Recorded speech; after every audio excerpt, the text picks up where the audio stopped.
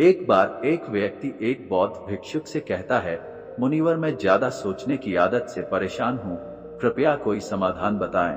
बौद्ध भिक्षु ने कहा, नहीं, तुम ज्यादा सोचने की आदत से परेशान नहीं हो, बल्कि तुम इस बात से परेशान हो कि तुम्हारे मन में ना चाहते हुए भी वो सारे विचार चलते रहते हैं जिनके बारे में तुम सोचना नहीं चाहते। अगर किसी व्यक्ति के मन में लगातार अच्छे विचार आ रहे हैं तो वो कभी नहीं कहेगा कि मैं ज्यादा सोचने की आदत से परेशान हूँ, बल्कि वो कहेगा कि मैं तो चिंतन कर रहा हूँ। चिंता और चिंतन में यही फर्क होता है।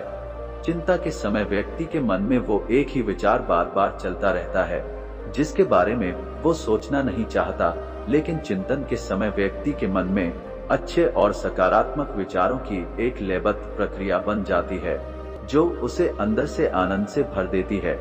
तो चिंता और चिंतन दोनों अवस्थाओं में व्यक्ति के मन में विचार ही चलते हैं, लेकिन एक अवस्था व्यक्ति के मन को आत्मग्लानि, डर और पीड़ा से भर देती है, वहीं दूसरी अवस्था उसके अंदर बीज बोती है, उसे प्रेरित करती है कुछ महत्वपूर्ण और सकारात्मक बदलाव लाने के लिए। तो तुम्हारी समस्या मन में बहुत सारे विचारों का चलना नहीं, बल्कि कुछ गलत और अनचाहे विचारों का बार बार चलना है। व्यक्ति ने कहा, मुनिवर, लेकिन यह कैसे पहचाना जाए कि कौन से विचार अच्छे हैं और कौन से बुरे? भिक्षु ने कहा, बुरे विचार वो है जो हमें सुख और आनंद का प्रलोभन तो देते हैं, लेकिन उनका परिणाम हमेशा दुखदायी होता है। और अच्छे विचार वो है जो हमारे अंदर बदलाव लाएं, हमें प्रेरित करें अपनी परिस्थितियां बदलने के लिए। हालांकि शुरुआत में अच्छे विचारों पर अमल करना मुश्किल होता है, लेकिन उनका परिणाम हमेशा सुखद ही होता है। उदाहरण के लिए, मन में एक विचार आ सकता है कि चोरी कर लेता हूँ, जल्दी अमीर बन जाऊंगा। शुरुआत में तो ये विचार सुखद लग सकता है, लेकिन इस विचार के कार्य का परिणाम कितना बुरा हो सकता है, ये हम सोच भी नहीं सकते। दूसरा विचार हो सकता है कि मैं खुद के शरीर को स्वस्थ और निरोगी रखने के लिए व्यायाम और प्राणायाम को अपने जीवन का हिस्सा बनाऊंगा। अब इस विचार को वास्तविक बनाने के लिए तुम्हें कर्म तो करना ही पड़ेगा, क्योंकि बिना कर्म किए अच्छा से अच्छा विचार भी किसी काम का नहीं। अब समझने वाली बात यह है कि लगातार अपना कर्म करने से हमें सुख और आनंद मिले ना मिले, लेकिन कर्म न करने से होने वाली आत्मग्लानि, पीड़ा, पश्चाताप और दुख से हम जरूर बचाते हैं। बौद्ध भिक्षु ने आगे कहा, आज मैं तुम्हें गौतम बुद्ध की शिक्षाओं और उनके जीवन से 5 ऐसी बातें बताने जा रहा हूँ जिनका पालन करके तुम अपने विचारों को शुद्ध रख सकते हो, अपने मन को शांत और निर्मल रख सकते हो। भिक्षु ने कहना शुरू किया, पहली बात, अपने शरीर को हमेशा साफ सुथरा रखें।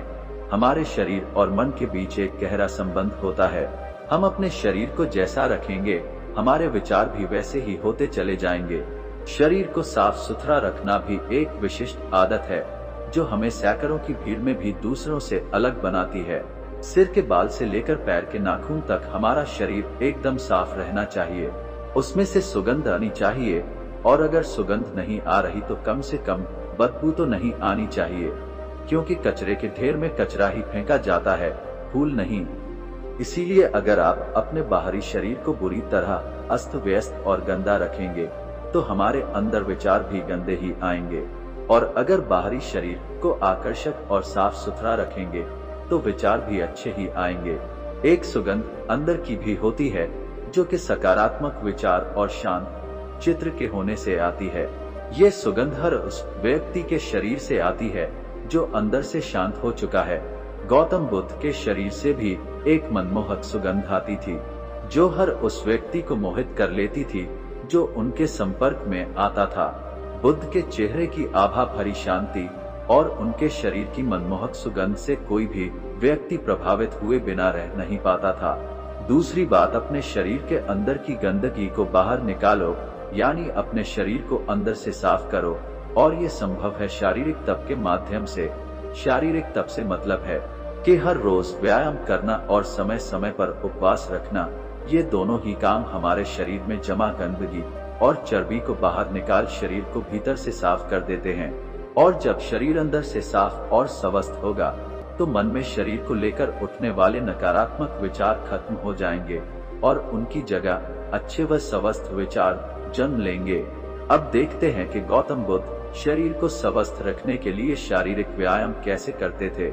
बुद्ध को बड़े बड़े नगर के सेठ और राजा महाराजा अपने यहाँ भोजन पर आमंत्रित करते थे और वो बुद्ध को महल तक लाने के लिए अच्छे से अच्छे रथ और घोड़ा गाड़ी भी भेजते थे।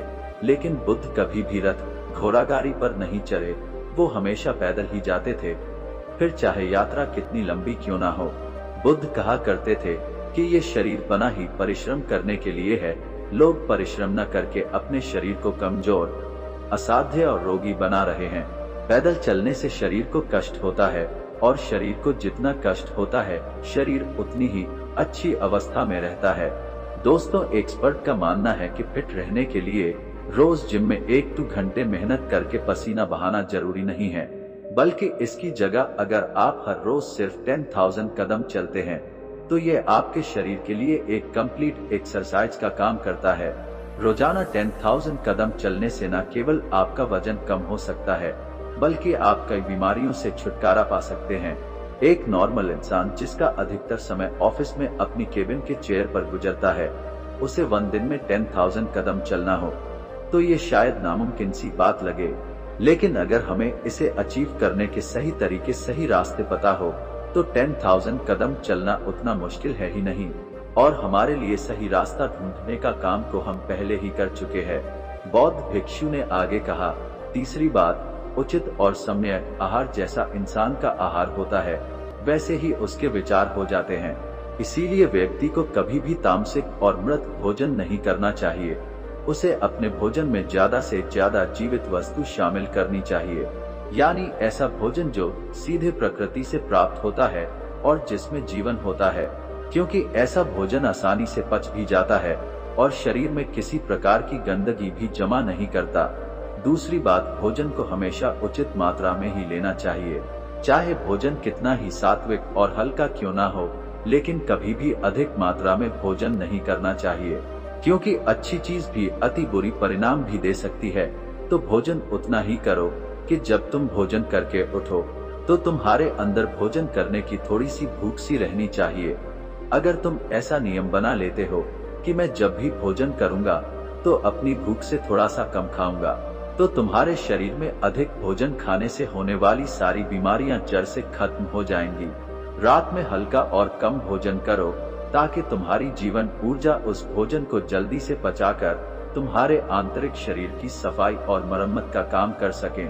जब गौतम बुद्ध किसी के यहाँ भोजन के लिए जाते थे तो लोग उनके लिए तरह तरह के स्वादिष्ट व्यंजन बनवाते थे, लेकिन बुद्ध सिर्फ उतना ही खाते थे जिससे उनकी भूख शांत हो सके। बुद्ध अपने शिष्यों को भी यही सिखाते थे कि भोजन पेट भरने के लिए करना चाहिए, न कि मन भरने के लिए।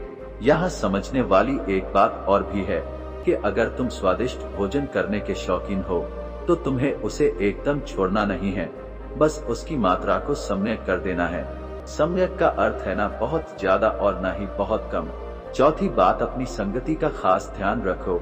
संगति का अर्थ केवल उन लोगों या दोस्तों भर से नहीं है जिनके साथ हम अपना ज्यादातर समय बिताते हैं, बल्कि यहाँ संगति का मतलब हर उस चीज से है जो हम अपने इंद्रियों के द्वारा ग्रहण करते हैं, जैसे कि हम किन लोगों के साथ रहते हैं, क्या देखते हैं, क्या सुनते हैं, कैसी बातें करते हैं इत्यादि।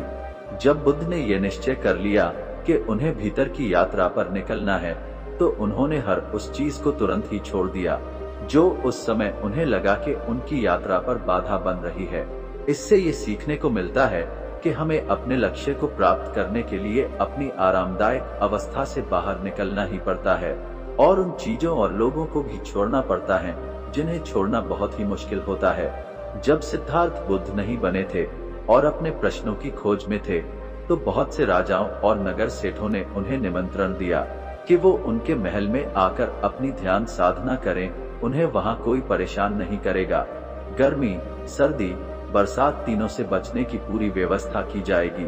लेकिन सिद्धार्थ ने हम सबको मना कर दिया, क्योंकि वो जानते थे कि उनकी यात्रा भीतर की है और वो किसी ऐसे व्यक्ति की संगति करके अपनी यात्रा पूरी नहीं कर सकते थे जो बाहर की यात्रा में ही व्यस्त हो। वो सारे सम्राट, राजा और नगर सेठ बाहरी दुनिया में ही लिप्त थे, फिर उनकी संगत करने का क्या अर्थ। इस घटना से सीखने वाली बात यह है कि हमें ऐसे इंसान की संगति नहीं करनी चाहिए जो हमारे लक्ष्य की प्राप्ति में बाधा बने। फिर चाहे वो व्यक्ति कितना ही शक्तिशाली, धनवान और बुद्धिमान ही क्यों ना हो। आगे चलकर सिद्धार्थ ने अपने गुरुओं को भी छोड़ा जब उन्हें ये लगने लगा कि उनकी संगति उनकी यात्रा में बाधा बन रही है। यहाँ एक और बात सीखने वाली ये है कि ये जरूरी नहीं कि कल जो संगति हमारे लिए अच्छी थी वो आज भी हमारे लिए अच्छे ही है। समय और लक्ष्य के अनुसार संगति को बदलना आवश्यक हो जाता है। अपने प्रश्नों के उत्तर खोजने की यात्रा के दौरान सिद्धार्थ का ज्यादातर समय केवल उन लोगों के साथ ही बीता जो उनकी इस यात्रा में उनके सहायक रहे। भिक्षु ने आगे कहा, पांचवी बात, जो भी सीखा है उसे अपने अभ्यास में लाओ।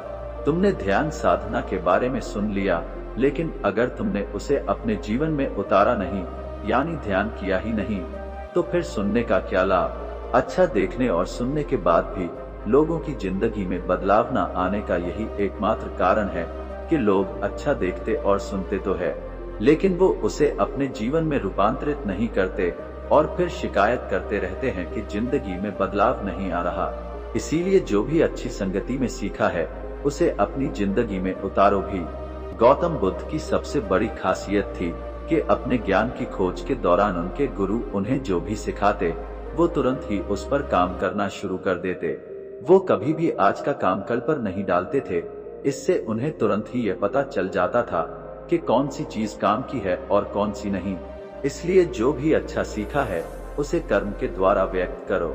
एक बात और, कुछ लोग काम वासना के विचार को गलत समझते हैं, लेकिन काम वासना का विचार आना गलत नहीं है जब तक कि तुम उसके बारे में हद से ज्यादा ना सोचने लगो। मन में काम वासना का विचार उठना उतना ही स्वाभाविक है जितना भूख लगने पर भोजन का विचार उठना। इसीलिए काम वासना के विचार को गलत मत समझो।